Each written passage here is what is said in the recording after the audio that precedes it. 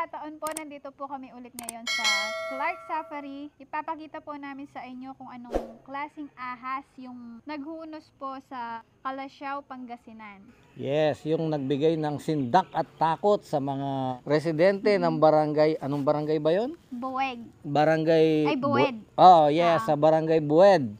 Kung anong klaseng ahas siya, ano ang kaibahan niya sa ating reticulated python. Unang napagsuspetsahan na siyang salarin dun sa balat na nagdulot ng sindak sa barangay Buwed.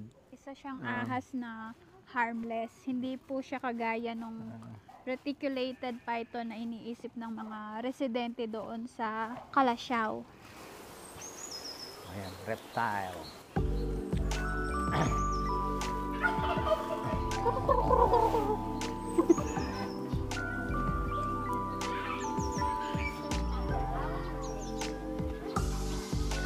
Say hello, turtle.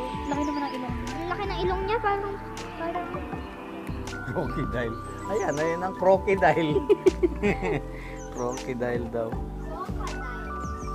Crocodile. ang cute. Wow. Why does it look like a dinosaur? Ay, ay, ay! Ang ganda. Ang cute. Ang cute. Sabi niya, ganun siya kanina. Ay, baka baka abutin niya. Hmm.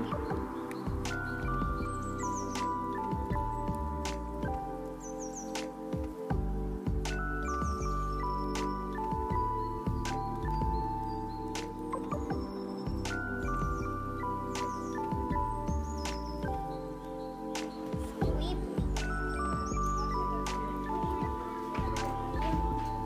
Tignan.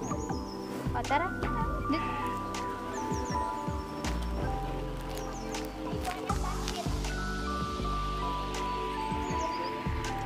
Tinan mo nga ako dito pang ano ko.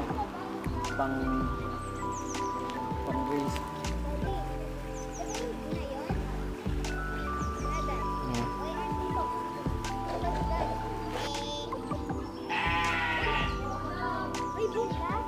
Yes.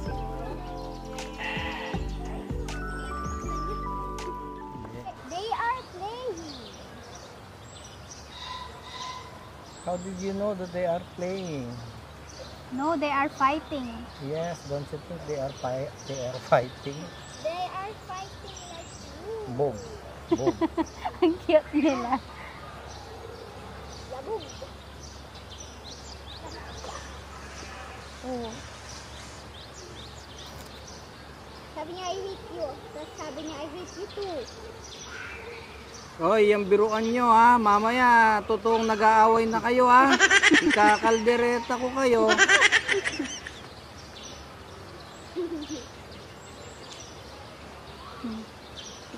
Oh, napipikon na yung isa. Parang mas masakit na yung kagat nung darker brown ha. Baka mamaya may iba pang naglalampot. Ay, pa. Naku, magkakapikunan na yan. Dalaw. Ay, may dalawang lasing na oso. Na bear. Dalawang lasing na oso ba? Naku, si Bubbles, may asawa pala. Ayan na si Bubbles. Nandirito ka lang pala. Ang dami nang naghahanap sa'yo. Imagine if it sprays water. Why are you looking at me like that?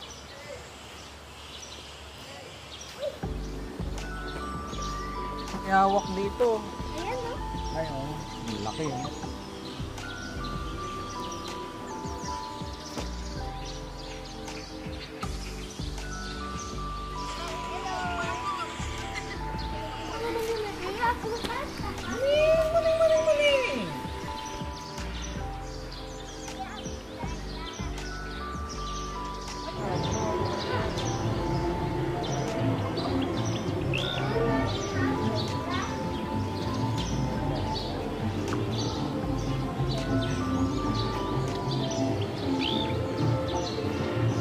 Ito yung reticulated natin dito sa Pilipinas.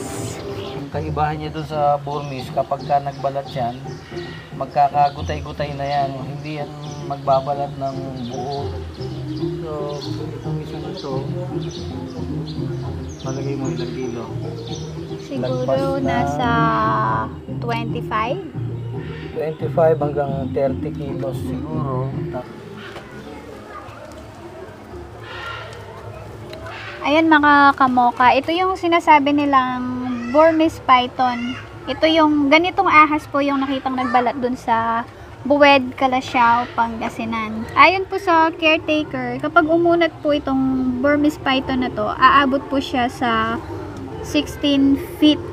Ganon po kahaba yung nakitang unos dun sa Calasiao. Kaya lang, putol po yung ano, 'di ba? Putol yung unos na nakita nila doon. Ibig sabihin, mas Ibig malapit sabihin yan. po, mas mahaba po dito yung nakitang balat doon. Ganito pong ahas yung nakitang balat po doon sa Calasiao. Hindi po dapat katakutan. Kasi alaga po siya, sanay po siya sa mga tao, kaya hindi po sila agresibo.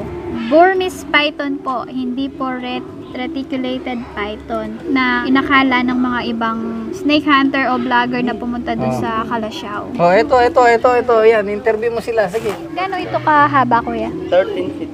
13 feet. Mas maliit po compare dun sa nakitang balat dun sa Calasiao.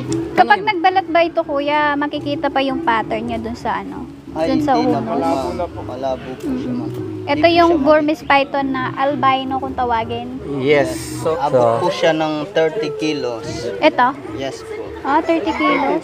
Ilang kilos si Bubbles? Ito 13 13 feet lang, 16 feet yon putol pa. Oo. So yun, naabot siya ng mga 40 to 50 kilos.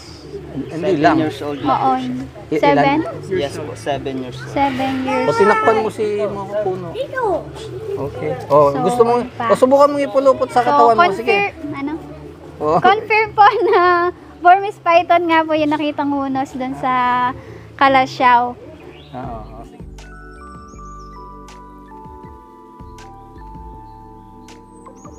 Sige.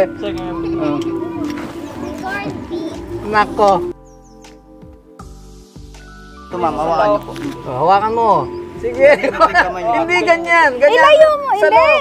loob. Ilayo ka para Ganyan po yung kamay buo. niyo, ma'am. Oh. Yan. Ano nga, oh my God? Oh, 1, 2, 3. Medyo mabigat. ano ka? Oh, mabait naman siya, oh. Okay na, kuya. Okay na. Kakainin